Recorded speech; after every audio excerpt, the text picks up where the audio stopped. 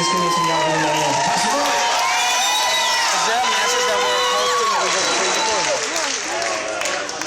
Pastor was RNC. You know, this is the 15th year for our Master's Commission International Network sword ceremony. And those 15 years have, we've had a lot of things that we try to get across. But this year is different. And I'm just going to tell you, this year is different in a lot of ways. That incredible words from God we have heard thus far this year have blown me away. This year in our sword ceremony, we're not planning on letting you hear anything except music.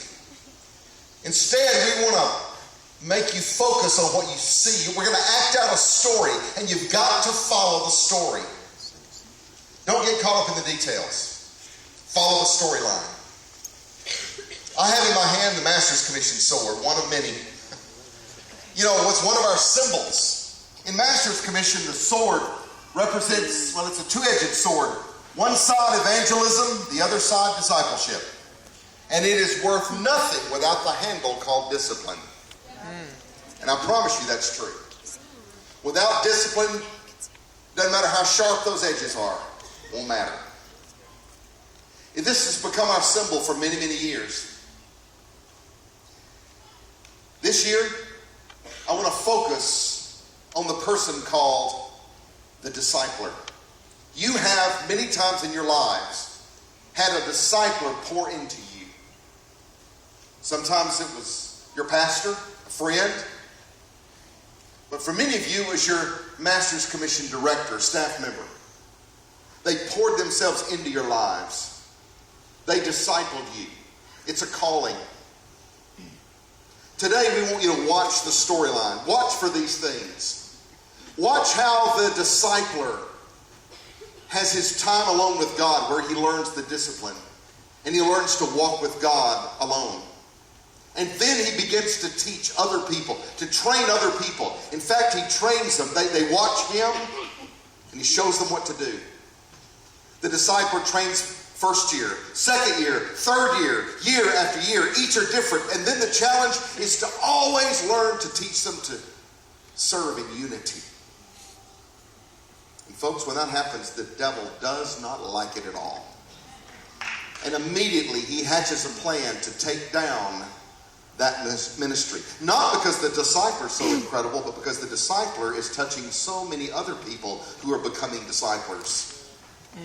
It's like not planting a seed for a fruit tree, but planting an entire orchard. And the enemy knows that. So he tries to get the discipler off balance, off his game. He tries to get the discipler distracted, maybe even hurt, broken. And then the damage is done. Who does it affect the most? The discipler? Oh no, it actually affects the team the most. It affects those people the discipler has poured his lives into. And sometimes the enemy just wants to destroy the incredible legacy of discipleship.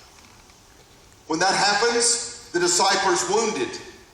Terribly wounded. Terribly wounded. And has a hard time making it even alone. And then that's where legacy kicks in. And all of those incredible people that discipler has poured their life into come back and become the very healing for the discipler that poured their lives into them. And then the work of God goes on.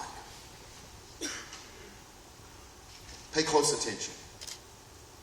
Watch the storyline. We issue this challenge to you.